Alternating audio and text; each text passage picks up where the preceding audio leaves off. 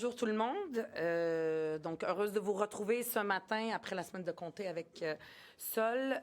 Hier, vous avez sûrement pris connaissance du rapport d'enquête qui a été fait par Gabriel Nadeau-Dubois. C'est un travail immense d'enquête avec des données, un grand nombre de demandes d'accès à l'information. C'est un rapport fouillé, rigoureux, avec une analyse totalement froide des chiffres par rapport à la construction d'écoles, la répartition des écoles par rapport aux comtés et aux différents comtés là, des différents partis politiques.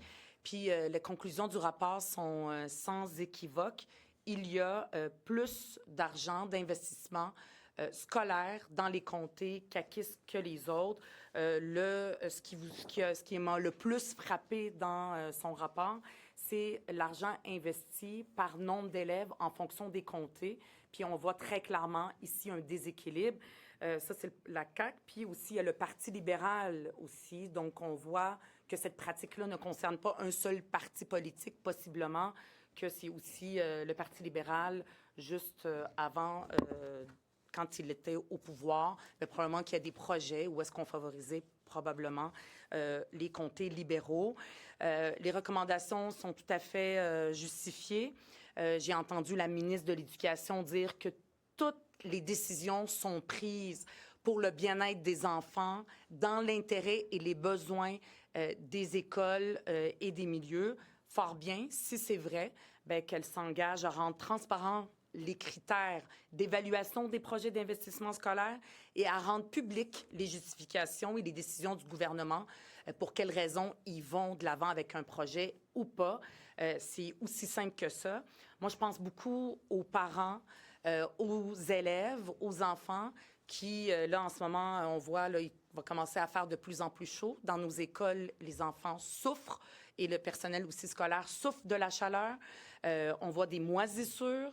Il y a des gymnases aussi qui peuvent pas recueillir tous les enfants. Il manque d'espace. Les enfants se trouvent dans pas dans des classes normales, mais dans des classes modulaires. Donc, les parents aujourd'hui doivent voir ça puis être extrêmement inquiets. Moi, je suis très, très inquiète de cette situation-là. Ça n'a pas de bon sens. Quand dans le Québec moderne de 2026, on n'est plus dans le temps de Duplessis où c'est je te donne un vote, tu me donnes un vote, je te donne une route. Et aujourd'hui, je te donne un vote, tu me donnes une école. Ça n'a pas de bon sens. Donc, c'est pour ça que j'ai écrit ce matin à la vérificatrice générale du Québec pour qu'elle fasse toute la lumière sur la façon que les investissements scolaires sont faits, de la façon la plus transparente. Les élèves, les parents ont le droit de savoir comment les décisions sont prises et s'assurer que la façon qu'ils votent et s'ils sont dans le bon comté ou pas n'a pas de prise sur les décisions qui sont prises pour avoir des écoles. Tous les élèves du Québec, tous les élèves, partout où est-ce qu'ils se trouvent, ont le droit d'avoir des belles écoles, peu importe le comté dans lequel ils sont. Moi, je vais vous parler aujourd'hui du rapport qui est sorti, qui est un rapport de consultation de la société civile révélé par les Oui Québec en fin de semaine. Et je pense que c'est un rapport qui s'adresse aux leaders souverainistes, qu'ils soient dans un parti politique ou qu'ils soient dans des organisations de la société civile. Il s'adresse à tout le monde qui veut faire du Québec un pays. Dans les consultations vastes qui ont été menées, une des questions qui était posée, c'était quels sont vos conseils au mouvement souverainiste, que l'organisation consultée soit souverainiste ou pas. Et je pense qu'il faut prendre acte de ce qui a été dit là, et il faut l'écouter, et il faut s'assurer qu'on est fidèle à ça. Je pense que les gens qui veulent être des leaders du mouvement souverainiste, ben, ils doivent être à l'écoute, puis ils doivent dire « on entend ». Parce que la société civile, c'est un maillon essentiel d'un mouvement comme le mouvement indépendantiste. Ça l'a été, notamment en 95. En 80, je n'étais pas là, j'ai moins d'informations sur la dynamique, mais c'est quelque chose qui, dans l'avenir, est là. Puis, quand on regarde les Oui Québec et ce qu'ils font avec leur Saint-Jean politique, et puis ensuite avec leurs événements qui rassemblent plein de jeunes, moi, je pense qu'ils tiennent quelque chose d'une recette importante. On voit qu'en ce moment, les appuis à l'indépendance ont diminué de façon générale. Alors là, il y a un signal d'alarme là. Par contre, ils sont là pour la première fois depuis très longtemps, le plus élevé chez les jeunes. Alors, je pense que ça, c'est un signe qui donne espoir. Il faut être à l'écoute de la société civile. Puis nous, à Québec solidaire, évidemment, on écoute ça, on regarde ça attentivement, puis on va s'assurer d'être en phase avec ce qui est, avec ces conseils-là, puis avec cette voix extrêmement importante pour le mouvement indépendantiste. Pensez-vous que Paul Saint-Pierre Plamondon est à l'écoute, lui? Moi, je trouve que le silence de Paul Saint-Pierre Plamondon sur ce rapport est assourdissant. J'ai entendu ce matin, il y a quelques minutes, quelqu'un qui dit ça ne nous concerne pas. Bien, écoutez, c'est un rapport qui concerne et qui s'adresse aux leaders du mouvement indépendantiste, qu'ils soient dans un parti politique ou pas. Alors moi, je considère que ça nous concerne et je pense que tout le monde devrait se sentir concerné par ce rapport-là s'ils veulent faire du Québec un pays et réussir et avoir dans la mobilisation une société civile qui est engagée et non pas démobilisée. L'impact que ça peut avoir sur le mouvement souverainiste si le chef d'une des principales formations politiques qui vend cette idée d'indépendance du Québec ne suit pas les conseils du Québec? Bien, moi, je pense que ça crée un risque de dislocation. Alors, je pense que pour faire un pays, ça prend beaucoup de monde. Ça prend des visions différentes, ça prend de la société civile, ça prend des partis politiques, ça va prendre aussi les Premières Nations et les Inuits. Ça va prendre énormément de monde, des gens dans les régions, dans les villes, de toutes les générations.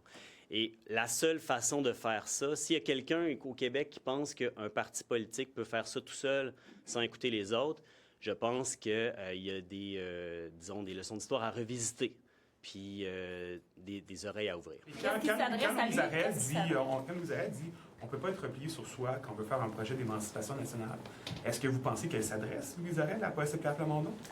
Là, pour ça, il y a aussi quelque chose dans le rapport qui dit pas de chicane, en gros. Alors, je vais laisser Mme Arel préciser ses propos si elle le souhaite, puis pas en faire l'interprétation.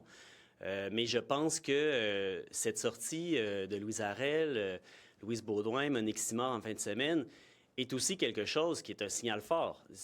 Comment ne pas écouter ces figures extrêmement importantes du mouvement Québec solidaire.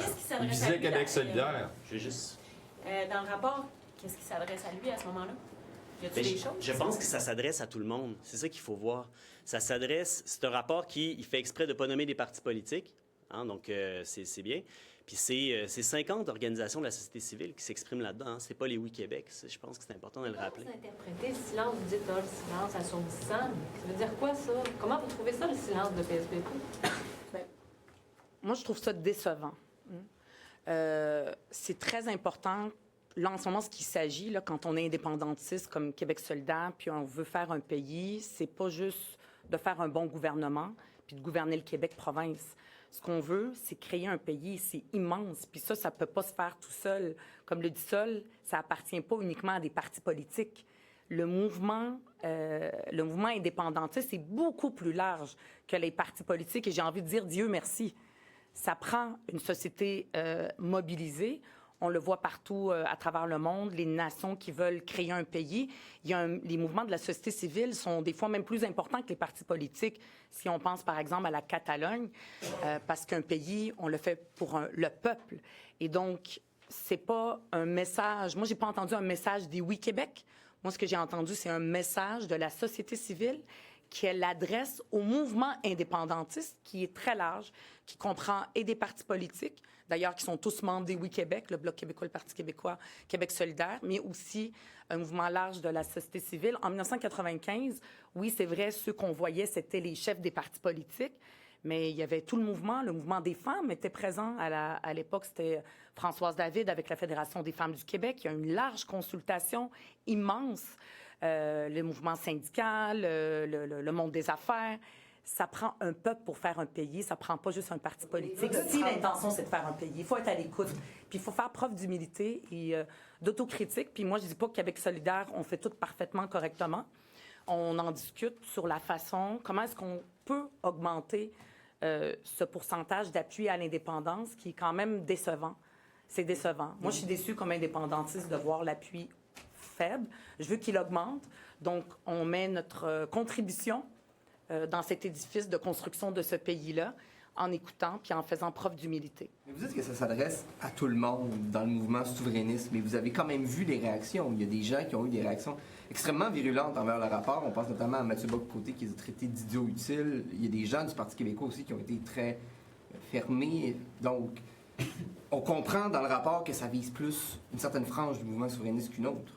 Je veux dire, vous, là, vous ne direz pas que vous êtes senti directement visé par ce rapport-là quand on parle de repli sur soi? Si des gens se sentent concernés, visés, puis ils voient que le chapeau leur fait, puis qu'ils le portent, là, le rapport, il visait pas personne. Il faisait juste parler d'un constat. Et c'est pas... Moi, ça m'a pas surpris, le constat du rapport. Pas que ça visait plus une certaine frange du mouvement indépendant. Je vais vous donner un exemple. Moi, je suis pas surprise du tout, hein, parce que je suis très présente sur le terrain, seule aussi. J'étais à Val-d'Or cette fin de semaine, puis j'ai rencontré Serge Allard, le maire de Val-d'Or. Je veux dire, son discours sur l'indépendance, il disait « L'Abitibi-Témiscamingue a été créée par les... » Sur l'indépendance et sur l'immigration, plutôt. Il disait « L'Abitibi-Témiscamingue a été créée par la part des gens qui viennent d'ailleurs. » Et ça fait partie de notre identité. C'est comme ça qu'on a construit l'Abitibi-Témiscamingue. Puis il dit aujourd'hui, c'est comme ça qu'on doit le construire. Il dit, moi, la population quitte Val-d'Or. Je veux qu'ils viennent, je veux redynamiser, je veux qu'il y ait des jeunes, je veux des familles issues de l'immigration. Il dit, je comprends pas les discours négatifs. Mais ça, c'est un maire, là. J'ai pas fait cette consultation large comme les Oui Québec l'ont fait, mais je le vois partout, je le constate partout. Je le constate partout. Qui incarne le repli? C'est très important d'écouter ce que la société nous dit et ça, les valeurs québécoises. On peut écouter, là, il y en a plein de valeurs... rapports qui sont sur la filière 13, dans les tablettes, dans les déchiqueteuses. Qui incarne le repli pour Québec solidaire? Moi, il n'y a pas de... Je ne vais jamais dire telle personne, c'est le repli, telle personne, c'est bon. Je vais regarder, moi, ce que je fais comme des gens qui comme prônent leader. le repli? Comme Est-ce leader. qu'au Québec, il y a des gens qui prônent le repli? Vous savez, moi, je suis d'origine palestinienne. Et en Palestine, il y a toutes sortes de monde avec toutes sortes de façons de penser et qui ont plein d'opinions. Et il y a une diversité, puis le peuple veut faire l'indépendance. Fait que pour arriver, si je fais le parallèle, c'est que pour arriver à 50 plus 1, ça peut pas être 50 plus 1 de tout le monde qui pense tout le temps pareil tous les jours. Ça prend une diversité de gens qui ont des réflexions par rapport au Jacques, pays. dans son sol, Et ça, il parle moi, je de trouve que repli. c'est très bien. Ah, pas une grosse voix, je comprends. Là, Et- vous ne voulez pas vous mouiller. Là. Non, Est-ce non, qu'il y a quelqu'un qui fait la promotion du repli au Québec actuellement? C'est montré de façon négative de dire le repli. Est-ce que, par exemple, moi, quand je rencontre des jeunes issus de l'immigration qui disent, moi, la façon que tu parles de l'indépendance, j'aime ça parce que j'ai toujours l'impression que tout est de notre faute. Et ce discours-là, ils l'entendent de façon générale. Ils l'entendent pas nécessairement juste d'un parti politique qui a eu une... T'sais, on a assisté à une surenchère identitaire. Moi, j'ai remercié, j'étais très contente que Christine Fréchette ne rentre pas dans cette surenchère identitaire. Fait que ça existe. C'est des choses qui existent. On n'est pas le pape, là, à Québec solidaire, à distribuer les Blancs. Moi, ce que je veux, c'est rassembler, augmenter l'appui à l'indépendance. C'est ça qu'on veut à Québec solidaire. C'est à ça que je veux œuvrer. Et pour ça, il faut être à l'écoute. Le crédit solidarité, Est-ce que M. Saint-Pierre Plamondon... on a parlé beaucoup de ça. Le crédit solidarité, est-ce que vous êtes d'accord avec ça? Est-ce que vous trouvez que c'est une bonne mesure? Vous n'arrêtez pas de dénoncer que les gens à faible revenu ont de la difficulté, que la classe moyenne, la classe pauvre est écrasée. Il y a eu des mesures annoncées hier. C'est bon ou pas bon? Il y a des mesures intéressantes. Celle-là, elle est bien ciblée pour les ménages à plus faible revenu. Et c'est une bonne chose. Est-ce que c'est suffisant? Non. Ce que ça prend, c'est des mesures à long terme, des mesures qui vont régler les problèmes des Québécois pour de bon, notamment la crise du logement. Les gens vont recevoir ce crédit d'impôt pour solidarité, ce 100 $ de plus, par exemple pour une personne seule par année ou 200 pour une famille. Mais si au même moment, ils ont reçu une augmentation qui est tout à fait légale et permise dans le système actuel de leur loyer de 75-100 $, ben le 200 $, là, il compte plus. Fait que ce que ça prend, c'est des mesures qui vont... C'est bon ou pas bon? C'est pas assez. Nous, tu sais, je ne vais pas juste aller regarder chacune des mesures. Nous-mêmes, on a proposé aussi de détaxer certains produits. Mais ce que ça prend sincèrement et réellement, c'est pas des bonbons électoraux, parce que c'est exactement ça que c'est. Tout d'un coup, le ministre Éric Girard a trouvé une marge de manœuvre dans le budget. Au même moment où est-ce qu'il coupe dans les écoles pour acheter des livres scolaires pour les élèves, hein, alors qu'on sait que la lecture, c'est fondamental pour la réussite scolaire puis de prévenir le décrochage scolaire. Ça, non, il n'y a pas d'argent ou on n'investit pas.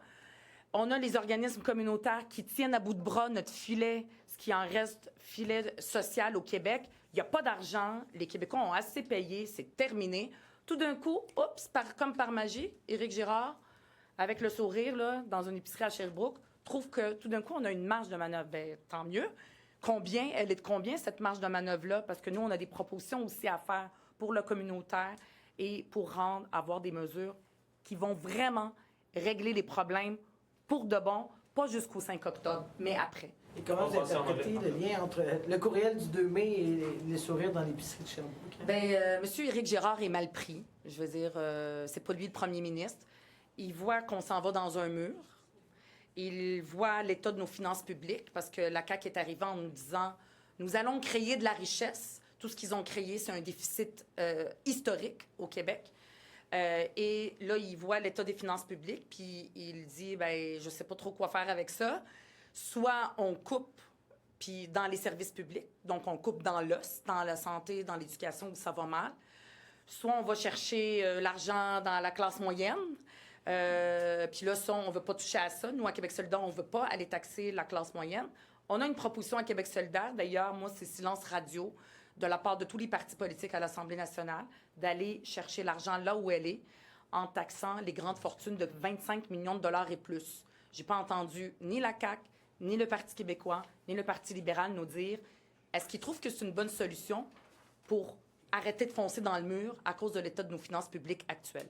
Est-ce que l'appui du Parti québécois, que le Parti québécois reçoit dans les sondages, selon vous, dit quelque chose sur son discours sur la souveraineté quand on compare à ce que vous dites puis à vos propres appuis dans les sondages?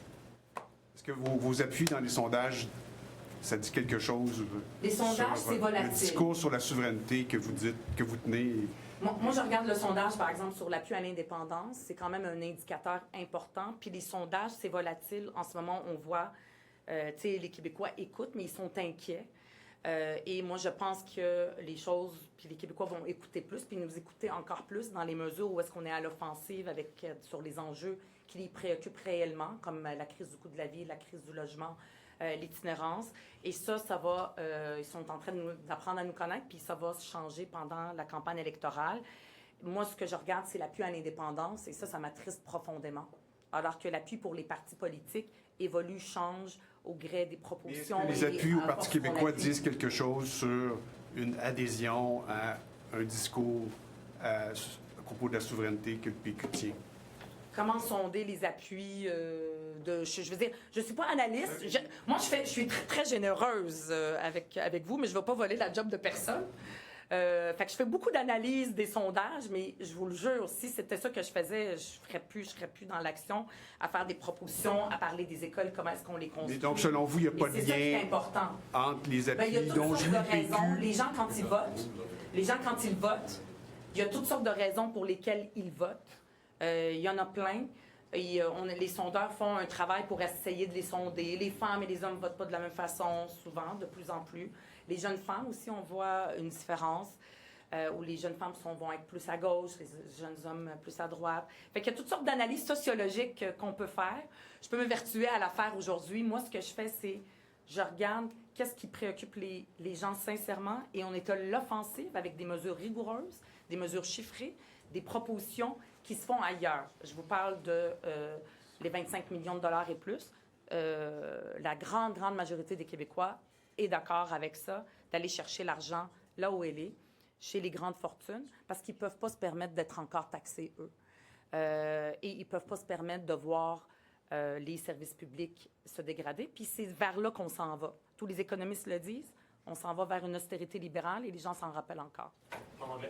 Madame Brechette's cost of living measures, what do you make of the criticism that they're not targeted enough and therefore they help people who don't need them? Some of the measures are good. Québec solidaire has made some of these measures, like taking off the TVQ on some product, but it's not enough, and it's electoral gift that Madame Christine Fréchette is doing, and it's costing a lot of money for the public finance. What we need is long-term measures, for example, to resolve the problems, for example, measures for people who are paying rent. They are receiving now from the measure of Christine Fréchette maybe $50 or $100 per year. It's nothing when they are receiving a very big increase of their rent. Sometimes it's 20-30% of increase, and there's no measure from Christine Fréchette for these people. At Québec Solidaire, we have a lot of measures, and the government of Québec Solidaire will put measures that resolve the problem on the long term, not only to give gifts, little gifts for people because we are going to election. And people, I agree with Monsieur Éric Girard, Québécois are smart, and they know how to count, and they know that these amounts are little for them, but it's a big amount for the financial, public finance. On the report, you said that you were not surprised to read that there is no more pride, more closure, more exclusion than inclusion. I remember Quebec Solidaire standing up and saying that the independence movement needs to be very inclusive, as opposed to what perhaps the Parti Québécois is doing with its immigration policies or its immigration positions. So what do you think about what should change when you read the report on the we? Well, it's really important when we are leader of the sovereignist movement, whatever kind of leader we are, if we are in a political party or in a social organization, we have to listen to what people are feeling, what is their perception about the proposition for independent Quebec. And yes, we have to make sure that everybody feels included. And that's what Québec Solidaire is doing for so many years. And we are agree and not surprised by the report.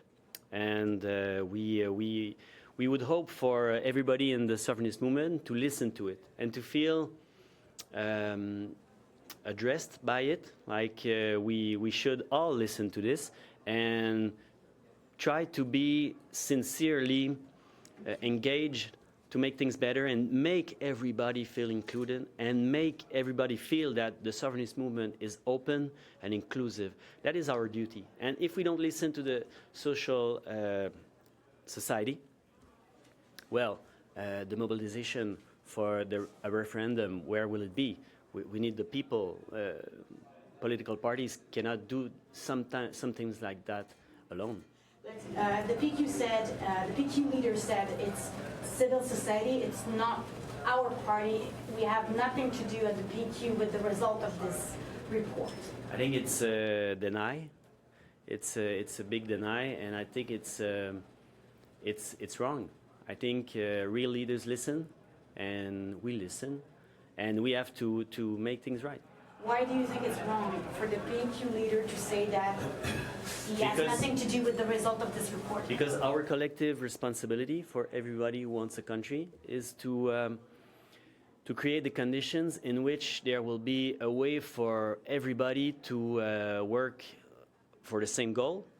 And you cannot do that if you say, oh, the civil society just says things, doesn't concern us, we don't care, we won't change anything. It's just them. They are an essential part of the mobilization. We need to make a country, a free country. Was a big supporter of more regulations about energy drinks.